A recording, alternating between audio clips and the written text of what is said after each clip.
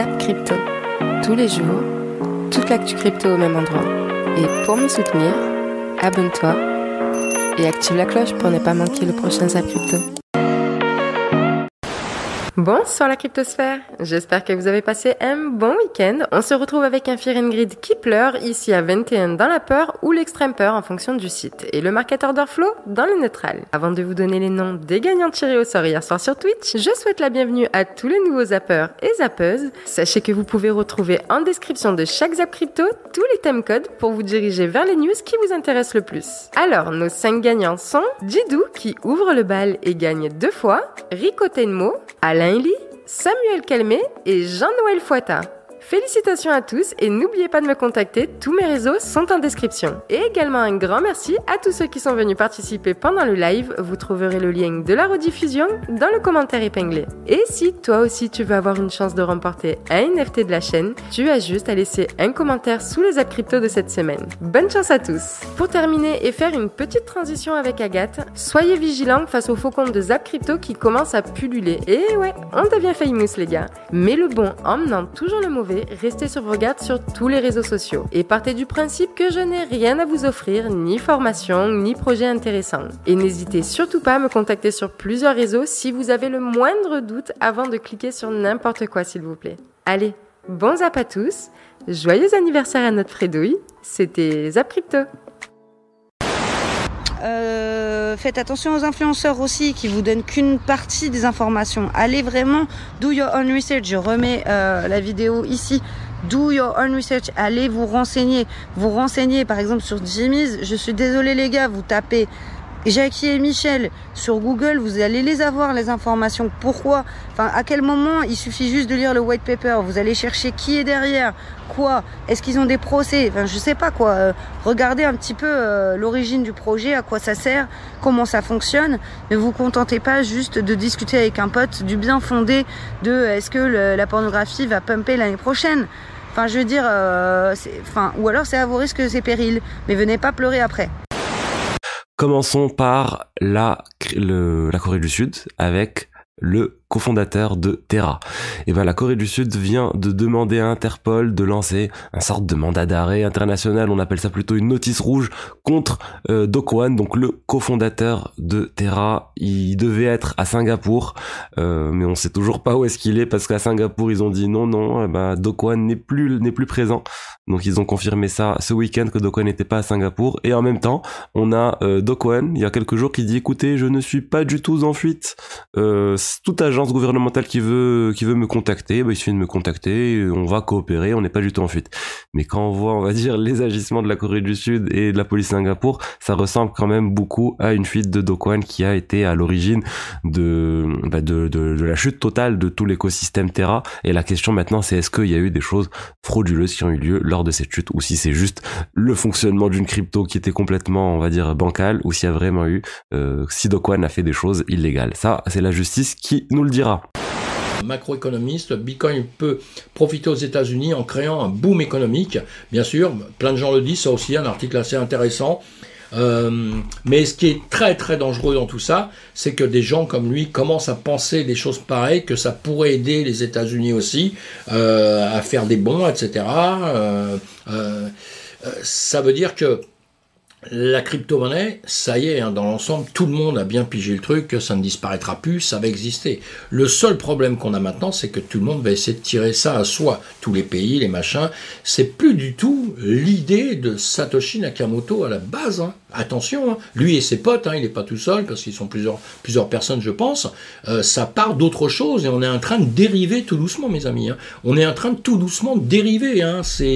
Moi, c'est comme ça que je vois la chose. Tout doucement. Tout doucement, la Maison Blanche publie enfin un cadre pour la réglementation de la cryptographie. Vous voyez ce que je veux dire? Tout doucement, on va y arriver. Tout doucement. C'est intéressant de lire tous ces rapports, je ne vais pas vous faire un résumé de tout ça, vous allez les lire, vous allez voir tout ça, c'est plus qu'intéressant.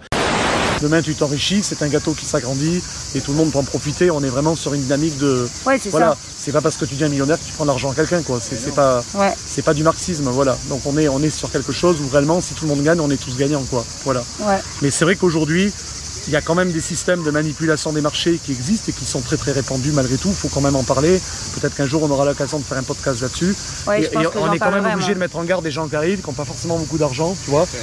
Je pense vraiment aux classes populaires, aux classes moyennes, aussi aux gilets jaunes, des gens qui vraiment galèrent, n'ont pas les moyens d'aller ailleurs parfois parce qu'ils sont bloqués financièrement, mais aussi un peu mentalement parce qu'ils ne savent pas l'étendue de ce qu'ils peuvent faire. Et là, je pense qu'il faut mettre en garde. Il faut à la fois élever les consciences et en même temps les prévenir. Voilà, il faut s'initier, on est capable d'investir, on peut mettre des petites sommes, des 10, 15 euros quand on débute, acheter des NFT pas forcément très cher, il y a même du mintage gratuit. Voilà, il n'y a pas forcément, parce que beaucoup de gens se font fortune en épongeant complètement les classes moyennes et populaires. Ah bah clairement, ouais. Donc là, on est dans un monde où chacun doit être responsable. Bruno Le Maire ne peut pas vous engager à faire des bêtises, mais il ne peut pas vous protéger non plus, d'une certaine manière. Partons maintenant en Ukraine où Binance est associé à une chaîne de supermarchés. Et alors qu'ils sont actuellement en train d'étendre leurs services de paiement en Amérique du Sud, le service Binance Pay commence désormais à proposer ses services en Ukraine avec la chaîne de supermarchés Varus qui a pris la décision d'ajouter ce nouveau moyen de paiement. Donc désormais, c'est une centaine de supermarchés en Ukraine qui vont permettre à des millions de clients de pouvoir utiliser les cryptos dans leur vie de tous les jours. À savoir qu'il s'agit là d'une première fois pour une chaîne de magasins en Europe, et si ce service venait à être adopté par les clients de la chaîne et que l'opération s'avère rentable, on pourrait voir dans quelques années une multiplication des chaînes de magasins en Europe qui accepteront les paiements via Binance Pay, et peut-être qu'un jour on aura Carrefour qui s'y mettra. Mais pour ça, je pense qu'il va falloir être très patient. Ce qu'on sait, c'est que vous allez a priori sortir un stablecoin. Pourquoi ce choix? Qu'est-ce qui a motivé votre choix? Je pense que cela apporte plus de choix et davantage de diversité parmi tous les stablecoins qui existent déjà. Et ça n'affectera pas les stablecoins qui sont déjà existants. Ils resteront de toute façon listés sur Aave si la communauté le souhaite.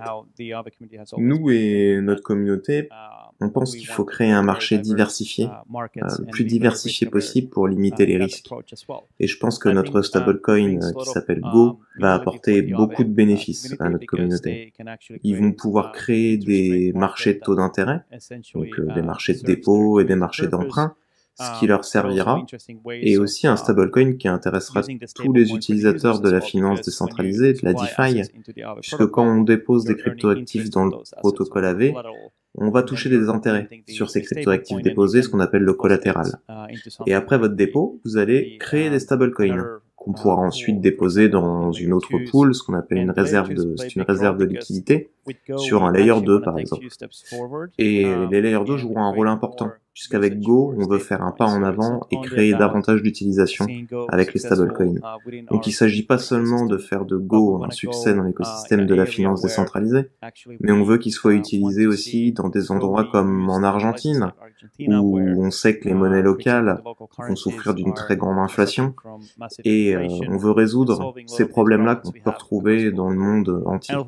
On aimerait aussi voir des gens utiliser Go pour acheter des choses cool, c'est-à-dire accorder en fait plus de valeur à ce qu'on va utiliser nous-mêmes pour payer, plutôt que juste réaliser une transaction.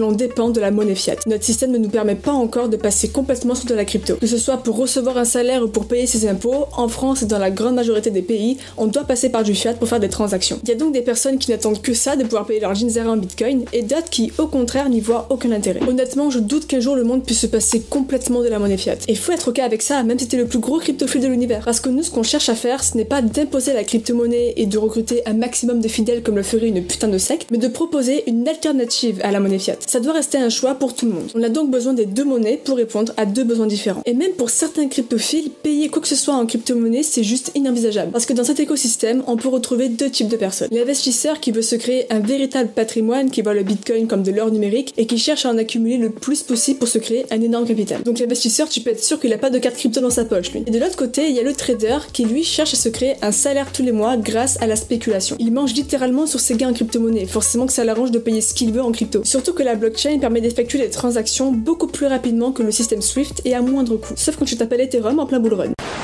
Et donc vous serez peut-être pas riche du jour au lendemain avec le GLD. C'est pas forcément pour la fin de l'année qu'il faut attendre une super wave, quelque chose d'extraordinaire. Peut-être même que ce slowly then suddenly, ça concerne pas seulement Elrond, mais en fait c'est l'adoption des crypto-monnaies, du Bitcoin, de l'Ethereum, de toutes les autres, du Web 3, avec les crypto-monnaies qui seront le futur de la tech, la monnaie d'Internet, l'évolution d'Internet après le Web 2. Et quand on regarde cette courbe d'adoption en rouge avec Internet, on voit que l'adoption elle commence slowly, puis ça s'accélère, et du coup c'est soudain. Et là en pointillé violet, et bah c'est la même chose, c'est les crypto-monnaies, c'est à peu près là où on en est aujourd'hui, donc on en est au tout début, on en est peut-être au slowly.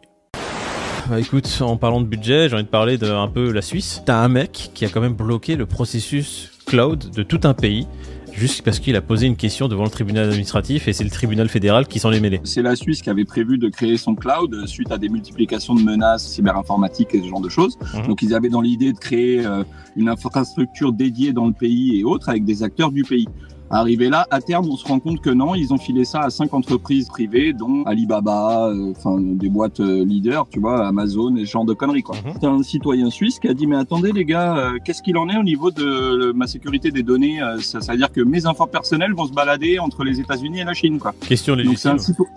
Ouais, non, mais ce qu'il y a, c'est que t'as les meilleures têtes pensantes de Suisse qui se sont mis à réfléchir sur le projet. Il y en a aucun qui s'est dit, qu'est-ce qu'il en est en termes de sécurité des données, quoi. Il faut que ça soit un citoyen suisse qui lève le drapeau en disant il y a peut-être quelque chose qui va pas. Comme vous le disiez en introduction, ça a bloqué effectivement le lancement du cloud suisse. Il faut savoir qu'eux, ils voulaient le gérer en local. Ils ont dit que l'initiative, elle était trop chère à développer, que c'était trop lourd à soutenir et que c'est pour ça que du coup, ils ont confié ça à 5 entreprises indépendantes. C'est agaçant quand même parce que les mecs, ils ont un projet qui se tient. L'hébergement des données via le cloud, c'est un vrai sujet, quel que soit le pays, en vrai, pour la sécurité de nos informations. Et venir à se dire ouais, c'est trop lourd, on va confier ça à 5 entreprises étrangères, je trouve que ça a été vite limité, quoi. Ou tu l'as dit, Moïd, ils ont vu qu'il n'y avait pas assez d'oseille chez eux pour le faire. Bon, bah vas-y les gars, on va aller ailleurs. C'est pas souvent une question d'oseille, c'est aussi une question de faisabilité. En fait, c'est des gens qui vont faire des stats, qui vont se dire, écoutez, si on le fait en local, voilà combien ça nous coûterait, voilà combien de temps ça nous prendrait, et voilà ce que notre technologie et nos entreprises aujourd'hui permettent de faire. Et ils se disent, mais attendez les gars, il y a des solutions externes qui existent partout. AWS, faut savoir qu'ils ont une base de services qui est énorme. Ils savent faire énormément de choses. Tu es une entreprise, tu cherches par exemple une solution pour ton site internet, t'aimerais avoir une fonctionnalité qui soit ça. Soit tu demandes à des développeurs de développer la fonctionnalité de A à Z, ce qui peut être très lourd, très long, donc qui coûte beaucoup d'argent, ou tu vas voir AWS qui a déjà ce service-là, t'as juste à l'acheter et en 30 secondes, tu l'as le service. Donc la Suisse a sûrement dû se dire, bon les gars, soit on fait tout nous-mêmes, ou sinon, bah, y a ce pèlerin là, on le paye et on l'a déjà. Est-ce que maintenant le contrôle complet de ces données, des données des citoyens de ces pays nécessite ou justifie le fait de devoir recréer la solution en partant vraiment de zéro s'ils l'ont pas et de débloquer tous ces fonds? Voilà, ça c'est une question encore qu'il faudrait se poser. Il y aura toujours des choses à dire, comme sur l'article qu'on est en train de voir là. Ça aussi, je voulais vous en parler. Crédit immobilier, le taux de flambe aux États-Unis de plus haut depuis 2008. Aujourd'hui, aux États-Unis, on emprunte à 6%. Donc nous, on est encore à 2, je crois, il me semble, 2,5 sur des crédits à 25 ans. Si vous êtes américain, même si vous avez un excellent dossier, à 30 ans, vous achetez à 6%. Ce qui fait exploser le prix de l'immobilier, indirectement. Pourquoi? Parce que si vous achetez, et si votre taux d'emprunt en fait augmente, le montant de l'emprunt résiduel sur 30 ans va augmenter, donc qui a une influence directe sur le prix de l'immobilier dès maintenant. C'est un peu contre-intuitif, mais c'est clairement ce qui se passe. Et on se retrouve dans des villes, en périphérie de mégalopoles, avec des prix de l'immobilier qui ont augmenté de près de 20%. Alors qu'en réalité, les salaires n'augmentent pas de pair, ce qui peut potentiellement engendrer des hausses au niveau des locations et potentiellement des défauts de paiement. Et actuellement, tous ces titres de propriété sont de façon excessive détenus par la Banque centrale américaine. Et je ne pense pas qu'ils vont le laisser tomber. Et c'est pour ça qu'ils n'ont pas réussi, entre guillemets, à revenir par rapport à leur niveau de tapering qu'ils s'étaient fixés, puisqu'ils ont lâché du lest au niveau des crédits immobiliers, évidemment. Ça, c'était également très important. On continue sur pas mal de petites news et je finirai là-dessus. US accroissement des incidents de paiement, notamment sur les crédits immobiliers. Donc ça, c'était en 2007. D'accord? Donc pour l'instant, on ne le voit pas. Recherchez de votre côté. Vous venez sur le Discord si vous avez des informations par rapport aux derniers chiffres qui datent à peu près de juin 2022. Si vous avez ces chiffres, vous me les mettez en commentaire ou vous me les mettez, parce que ça va vraiment aider la communauté, ou sur le Discord, puisque je n'ai pas retrouvé d'informations. Mais ça, c'était un vrai signe précurseur d'un effondrement. La proportion d'emprunteurs connaissent une difficulté à rembourser leur crédit immobilier aux États-Unis atteint 5,12 deuxième trimestre contre 80. Ça, c'est des informations qui sont extrêmement importantes. Au mois d'août, l'inflation aux États-Unis n'a pas été de moins 0,1%, mais de plus 0,1%. En excluant les prix de l'alimentation et de l'énergie, l'inflation s'est élevée à plus 0,6%, là où on attendait plus 0,3%. Une grosse douche froide. Le problème, c'est que aussi dans la foulée, la Banque mondiale en a rajouté une couche. Elle s'inquiète d'un retour de l'économie au même niveau qu'au début des années 80, lorsque l'économie avait souffert d'une récession générale. Et son président, David Malpass, ajoute: Ma profonde inquiétude est que les tendances se maintiennent avec des conséquences durables, dévastatrices pour les populations des marchés émergents et des économies en développement. Selon lui, sauf s'il y a moins de perturbations au niveau des approvisionnements et moins de pression sur le marché du travail, l'inflation hors énergie devrait s'installer au-dessus des 5% en 2023, ce qui aurait pour conséquence une récession mondiale en 2023, avec une croissance du PIB qui ralentirait à 0,5%. Ce qui s'est passé dans les années 80, et ça c'était après le premier choc pétrolier, les politiques étaient très favorables pour relancer la demande. L'inflation est élevée et elle est restée persistante. Et on était en pleine stagflation entre la fin des années 70, début des années 80, donc une inflation forte et une économie qui est en train de se replier. Et derrière, les politiques remontent les taux d'intérêt pour pouvoir réduire l'inflation. D'ailleurs, ça a bien fonctionné. Sauf qu'entre-temps, la baisse d'activité a été brutale et le chômage est reparti. La conséquence directe de ce chiffre d'inflation inattendu, c'est qu'aujourd'hui, plus de 20% du marché estime que mercredi, 21 septembre, il y aura une quadruple hausse des taux de la Réserve fédérale américaine. Donc à noter dans les agendas, mercredi soir, ce sera vraiment un jour important pour les marchés. 80% du reste du marché estime qu'il y aura une triple hausse des taux. Ce sera donc le tarif minimum. Nos institutions refusent toujours de constater la situation. Ce graphique publié par la BCE en juin 2022 indique que dans l'esprit de la BCE, l'inflation devait repartir à la baisse dès le mois d'août. La BCE aboutit à ses projections car dans ses calculs, ce qu'elle définit comme une poussée inflationniste ponctuelle due à la crise des mesures anti-Covid et à la guerre en Ukraine doit être absorbée rapidement par deux facteurs principaux. Le premier, la hausse de la productivité de l'économie. Dit autrement, les entreprises vont réussir à augmenter le nombre de choses qu'elles produisent avec moins d'énergie. Et le deuxième, c'est l'absorption de l'inflation par les salaires. Avec une augmentation des salaires structurellement inférieure à l'inflation, les salariés perdront en pouvoir d'achat, mais cela stoppera cette poussée inflationniste. Enfin ça c'est en théorie. Au final, il n'y aurait pas de récession et tout se passerait bien. On aurait même 3,7% de croissance en 2022, puis 2,8% en 2023, et enfin le choc sera définitivement amorti en 2024, avec une croissance de 1,6%. L'inflation sera revenue dans les clous. Circuler, il n'y a rien à voir. Évidemment, avec Didier, nous sommes plus que dubitatifs devant cette analyse. Pour ma part, intuitivement, cela ne me choque pas, car je sais que l'impact de l'énergie dans les modèles de croissance de la BCE n'est pas considéré correctement. Pour schématiser, dites-vous que lorsque l'énergie augmente de 10% dans une économie où les dépenses d'énergie représentent 10% du PIB, alors les modèles classiques de la BCE ou du FMI prévoient un impact de 0,1% pour une élasticité du prix d'environ 10%. Dit plus simplement, l'élasticité c'est l'impact sur le PIB d'une variation de prix. Si l'élasticité est de 10%, alors 10% d'augmentation du prix impacte négativement le PIB de 1%. Ensuite, vous reportez ce 1% à la part de l'énergie dans le PIB et hop, vous comprenez comment vous obtenez un impact global sur le PIB de 0,1% pour une augmentation de 10% des prix de l'énergie. Oui, mais voilà, en vrai ça ne marche pas tout à fait comme ça car la fameuse élasticité varie beaucoup en fonction de l'amplitude du choc. En gros, si les prix de l'énergie augmentent de 1%, tout le monde s'en fiche ou presque. L'élasticité est donc minime, pas de problème, ça passe dans les factures de tout le monde, on grinche un petit peu, mais pas trop de soucis. Par contre, si vous augmentez le prix de l'énergie de 50% ou de 100%, alors des entreprises commencent à fermer et des pans entiers de l'économie chutent, car les premières victimes entraînent avec elles les autres entreprises qui dépendent trop fortement d'elles. Par exemple, si le boulanger fait faillite, car il a besoin de beaucoup d'énergie pour cuire le pain, alors le meunier fait faillite aussi. On comprend bien que dans ce cas, l'élasticité n'est plus du tout la même. Alors c'est vrai que je suis plutôt quelqu'un de positif d'habitude et de plutôt constructif. Je préfère nettement les marchés qui montent aux marchés qui baissent et je préfère nettement me marrer que pleurer. Ça paraît fou, mais c'est comme ça. Et pourtant aujourd'hui, eh bien, on a un peu l'impression quand même qu'il faut vraiment aller chercher très très loin pour trouver de l'optimisme. Alors déjà, du point de vue technique, si on regarde simplement les graphiques, eh bien on voit que le S&P 500 il est clairement dans une tendance baissière. Le gars qui vient me dire qu'on n'est pas dedans et puis qu'on est en train de faire un bottom, pour l'instant on n'est pas en train de faire un bottom. Chaque fois qu'on a essayé de casser à la hausse, on reste dans la tendance baissière et on continue à aller plus bas. Les indicateurs optimistes qui montrent que finalement les investisseurs ont envie de prendre du risque, eh bien ils sont tous en train de pointer vers le sud. Aujourd'hui on nous dit que finalement on a de toute façon peur du prix du gaz qui va nous tomber dessus.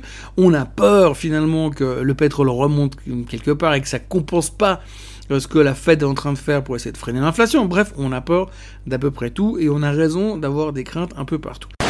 S&P 500, ici, moche. On a toujours un dollar index qui monte, hop.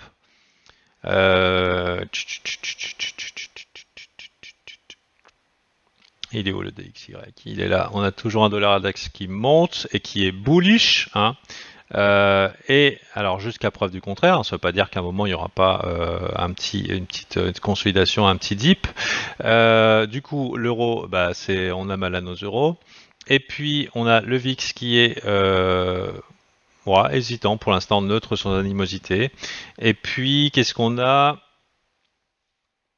Ah ouais, il y a le gold qui se fait défoncer, hein. C'est bon, hein, le gold, hein. On en parlait avec les membres VIP, d'ailleurs, qu'on va probablement renommer en Alpha Team.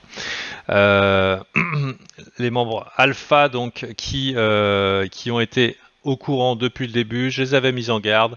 Par rapport au cycle, c'est niqué pour l'or, hein. Ici, un weekly M, c'est pas joli. On en a vu un ici, c'était pas joli non plus. Et on en a vu dans les années 80, c'était pas joli non plus. Top qui a été annoncé et timé parfaitement dans le groupe au moment où Goldman Sachs a dit l'or va monter, hein. Goldman Sachs, c'est le mal, je vous rappelle, c'est le diable. Donc, c'est pas bon de voir ici l'or, mais a priori, c'est un bon signe. Ça voudrait dire que on va rentrer dans ce cycle où on va pouvoir se positionner sur des assets à risque. Mais d'abord, tirage de fond B, est-ce qu'il nous reste 1 mois, 2 mois, 3 mois avant de toucher un bottom du market et de rentrer en consolidation? C'est bien possible. Donc, pour Bitcoin, catastrophique. La clôture weekly est dégueulasse. On est sur d'une engulfing bar, hein. C'est un pattern extrêmement bearish en weekly. Donc suite à cette clôture de cette bougie à 2h du matin, on se rend bien compte que c'est une confirmation plutôt baissière. Donc c'est pour ça que ça pousse vers le bas pour potentiellement aller chercher les liquidités qui potentiellement se trouvent ici, hein. Nos derniers lots, ils sont ici, et après, par la suite, on a des zones potentielles qui seraient intéressantes à voir. On va commencer par des choses pas très bonnes en logarithmique. Si on prend ce range rouge ici, overhand Bitcoin, en semaine D, il date de 2013. Donc on l'a lancé en 2013 ici, et depuis 2013, on est tout le temps dans ce range. Et qu'est-ce qui se passe avec le temps? On voit des signes de faiblesse, puisqu'ici en 2021, il n'a plus réussi à tester le top de ce range. Et encore pire, maintenant, depuis quelques mois, il a pété ce range rouge à la baisse avec un petit retest avant de se faire rejeter une fois plus à la baisse. Depuis 2017, il y a un nouveau range qui s'est formé, le range jaune parallèle. On n'est pas du tout encore sur le bottom. Si on part du principe que ça rebondit toujours au top et au bottom, eh bien pour l'instant, le bottom de ce range est autour des... Attention, ça va choquer, shocking news. 12 355 $. Cela dit, il ne faut pas sous-estimer ce prochain support bleu ici qui est l'ATH de 2019. C'est pas l'ATH, c'est le top de 2019 avant de se péter la gueule. Donc c'est le prochain support à partir de l'ATH précédent en 2017 et c'est vers les, ici, hop, vers les 13 756 $. On parle de ces zones depuis assez longtemps, mais tout simplement... le wake-off check qui n'a pas été effectué au 13 800, donc ça c'est des zones, je vous dis pas qu'on y sera demain, on peut y être dans plusieurs semaines, c'est des objectifs de bottom potentiels. Les 13 800 ici qui n'ont jamais été retestés, donc le point de breakout, hein, qui a permis de déclencher le bull market précédent. Également ici, ça se verra mieux, mais le creux dans le volume profile, qui ici le marché demande à revenir faire du business dans cette zone, cette zone ici, donc entre environ 12 000 jusqu'à 19 000, 18 000, donc on commence à travailler un petit peu, mais en réalité le creux dans le volume profile il est bien marqué ici, donc entre 17 600 et 12 200, donc cette zone juste ici, qui est très intéressante, et que le marché va probablement chercher à revenir tester si jamais le bottom n'était pas ici, ou si jamais le marché ne réintègre pas pour aller dans l'autre sens, ce qui pourrait être le cas. Mais si jamais on a une vraie acceptation du prix sous les 17 400, bon bah techniquement pour moi l'objectif il est clairement ici. Donc en gros peut-être jusqu'aux 12 000 $ dans les prochaines semaines ou peut-être prochains mois. On a aussi le prix de production d'un Bitcoin qui est environ vers ces eaux-là aussi. Hop, pour les mineurs qui ont le meilleur taux, hein, qui minent au meilleur prix, c'est environ de 10 à 20 000. Bon, il y a certains qui peuvent miner peut-être à 8-9 000. Mais voilà, bon, le prix de production moyen pour les gros mineurs, il est plutôt entre du 10 et 20 000 $. Donc on arrive dans les prix de production, des prix qui sont hyper intéressants à long terme. On n'oublie pas que au prochain halving, en mars 2024, le prix de production va doubler. Donc c'est-à-dire qu'il va passer environ de 20 à 40 000 $. Donc là, on est entre 20 000 et 10 000. Donc x2, ça fait entre 20 000 et 40 000. Donc en gros, le prix de production en mars 2024, il va pas rester ici. Hein, il va faire tac, ok, et ça. Donc le prix de production, ici, la box que vous voyez ici, elle va monter. Ok. Il faut savoir que Bitcoin, sa valeur intrinsèque, c'est son prix de production. Donc il y a de grandes chances que pour déjà en 2024, on soit au-dessus de 20 000, voire au-dessus de 40 000. Ok. Donc c'est ce qui fait que quelqu'un qui chope du Bitcoin, imaginons à 13 000, il a une grande chance d'ici 2024 d'avoir une plus-value déjà sur son investissement. Bon. Donc là, pour l'instant, on stagne en range. Je pense qu'en range, on attend aussi le signal des marchés réguliers. Mais comme on est en train de doubler les réductions du bilan des banques centrales, donc des liquidités, ça peut affecter le Bitcoin à ce niveau-là. Donc, passons maintenant sur ETH. Alors, ETH, voici la situation. Donc, on a cassé la droite de tendance hier. Alors là, le test de cassure, on le fait pas. Même chose, on me demande souvent, est-ce qu'on doit toujours faire le test de cassure, etc. Quand vous avez une grande bougie comme ça, qui casse, il est bien évident que si on est arrivé ici hier soir, on va pas remonter jusqu'à ce niveau-là aujourd'hui. C'est pas pensable. Donc, pour le moment, on est en train de baisser. On reviendra peut-être un jour chercher la droite de tendance, ou on reviendra pas, on verra bien. Hein. Mais pour le moment, on part à la baisse. Alors, l'objectif, il est ici, hein, il est à 1242. Pourquoi? C'est là la Geekspan qui va rencontrer la droite de tendance. Donc quelqu'un hier m'a posé la question sur Twitter en me demandant pourquoi il y avait cette droite de tendance vu qu'il n'y avait que 2 points. Alors une droite de tendance, comme je l'ai dit tout à l'heure, se trace avec 2 points, les troisièmes confirment. Alors on a quand même 2 doubles confirmations ici. Hein. Donc il faut apprendre aussi à regarder bien correctement vos graphiques en vous basant sur ce que j'ai tracé. Et la droite de tendance, elle est bien ici. Et là vous allez voir que la lagging span va faire comme sur le BTC, elle va y aller et elle risque de rebondir, voire casser et faire son test de cassure derrière. Donc l'objectif, pour le moment, il est à 1242,50. On verra avec les Américains ce qui peut se passer. Tout commença il y a fort longtemps, dans une lointaine technologie. Une technologie qui évolue aujourd'hui. Et c'est là que Cardano se présente, avec pour promesse de créer LA crypto de 3e génération. Un parfait mélange entre Bitcoin et Ethereum. Une crypto pour les gouverner toutes. Là était le projet de Charles Kitson, connu à des lieux à la ronde, regorgeant de promesses et d'une crypto nouvelle et prospère, située aux portes d'une plus grande acceptation. Mais c'est là où Cardano déçoit. Devant la lenteur de son évolution, les opposants partagent des satires. Et une partie des investisseurs quitte le navire, désabusés, devant tant de paroles. À défaut de performer cette dernière année, ADA a creusé, toujours plus profondément, loin dans l'obscurité, afin de trouver des joyaux, Arkenstone peut-être. Et c'est sur ces niveaux que nous nous trouvons aujourd'hui, avec ce qui semble être une compression de marché. Mais ces mouvements de latéralisation ne devraient pas durer. Peu à peu, les jours deviennent lugubres, et l'horizon assombrit. Quelque chose se prépare. Un mouvement se décide. Enfin, en dernière position, il s'agit de l'écosystème Gala. Je n'ai pas beaucoup de crypto-monnaies à proprement parler, mais par contre j'ai pas mal investi dans les NFT et aussi dans les nodes de Gala Games, notamment le node de jeu Tonstar. Oui, effectivement, on peut dire que je suis une Tonstar addict. En même temps, c'est vrai que si tu connais ce jeu, tu sais que tu peux passer des heures dessus sans même t'en rendre compte. En ce qui concerne Gala Games, c'est un acteur majeur dans la GameFi, mais pas seulement, ils ont aussi développé un concept de musique et de film avec l'arrivée de Gala Music et Gala Film. C'est un écosystème plus que prometteur prometteur. Les avantages de Gala sont que ce réseau est entièrement décentralisé car il repose sur le fonctionnement des nodes, à la fois des nodes de jeu ou des nodes fondateurs. D'ailleurs, l'écosystème est en train de développer sa propre blockchain, le projet Jerry, que j'attends avec impatience. La blockchain de Gala apportera encore plus de flexibilité pour tout l'environnement du jeu, notamment sur les transactions, et qui donnera encore plus d'utilité au token Gala. Cette utilité qui sera encore plus développée avec la sortie des nouveaux jeux, qui attirera encore plus de joueurs dans l'univers du GameFi.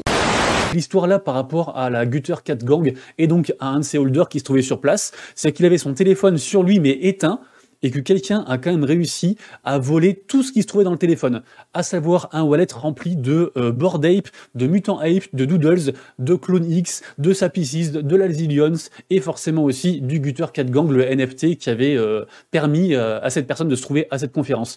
Donc vraiment très triste, les amis, faites vraiment très attention à vous, vraiment multipliez les wallets.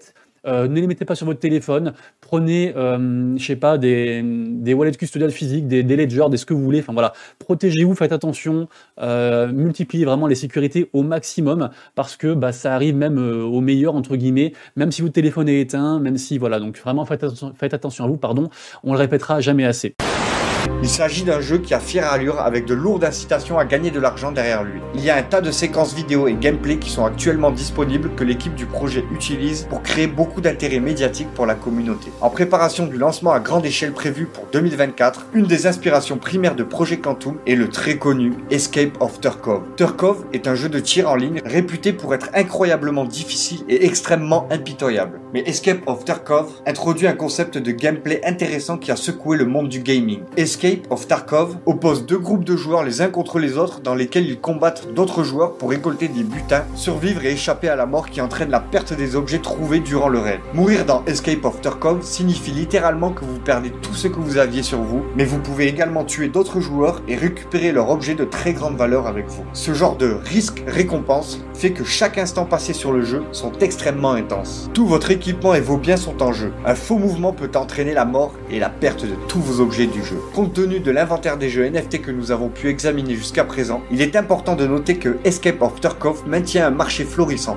Il utilise également un système d'assurance intéressante dans lequel les joueurs peuvent garantir. Autrement dit, sauvegarder des objets particuliers au cas où ils mourraient au front. Comme vous pouvez l'imaginer, il est clair de voir exactement où un jeu comme Escape of Tarkov pourrait bénéficier d'une combinaison intelligente avec les capacités classiques de la blockchain. Projet Quantum va en fait plus loin que Tarkov, en introduisant un mode PvE au jeu, avec des joueurs affrontant des monstres effrayants et de puissants boss, faisant équipe avec d'autres joueurs afin de vaincre des ennemis contrôlés par des ordinateurs incroyablement puissants afin de gagner des butins rares et précieux. Je voulais maintenant parler des deux derniers sujets. On va parler de ApeCoin, le token de tout Yuga Labs, on va dire de l'écosystème Yuga Labs. Et ben il y a quelque chose qui arrive bientôt sur ApeCoin, c'est le déblocage. Petit à petit le déblocage de tous les tokens des investisseurs, de l'équipe, etc.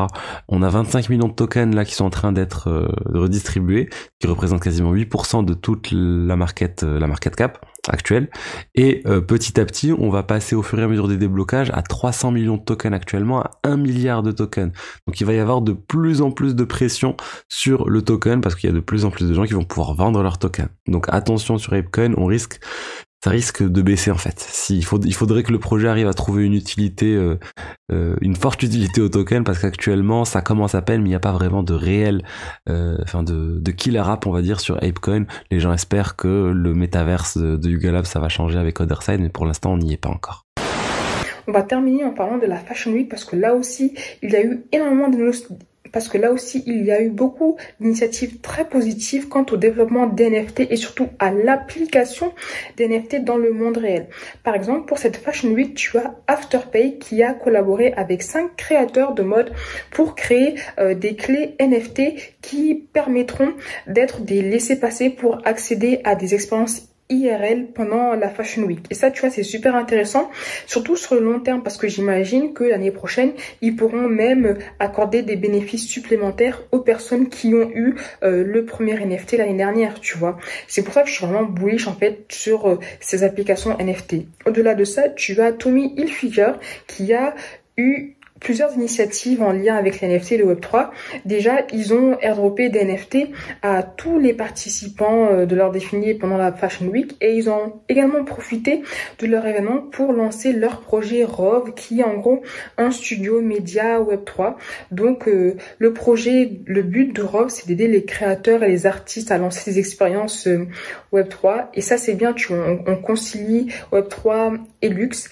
Et au-delà de ça, ils ont organisé une opération où ils permettaient aux personnes de créer leur portefeuille crypto pour recevoir le NFT. Donc ce sont des initiatives qu'on apprécie énormément. Tu as également Puma qui a lancé une expérience métaverse à la New York Fashion Week. Puma, ils sont un peu loin derrière parce que tu as leurs concurrents Nike, Adidas qui ont déjà fait énormément de choses en ce qui concerne les NFT et le métaverse. Bon, mieux vaut tard que jamais. Donc concrètement, la marque Puma, elle a dévoilé quelque chose de grand pour toutes les personnes qui détenaient leur NFT NitroPass.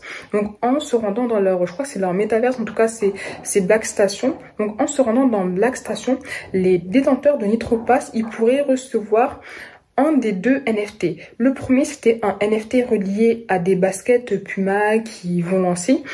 Le deuxième, c'était un NFT relié à une expérience IRL exclusive. Et ce qui est bien, c'est que les personnes qui avaient reçu le NFT relié au basket, elles pouvaient recevoir les baskets IRL en burant le NFT. Donc ça, tu vois, c'est des initiatives qu'on adore, qu'on encourage. Et de toute façon, là, c'est que le début. On n'a pas vu le quart du tiers de la moitié.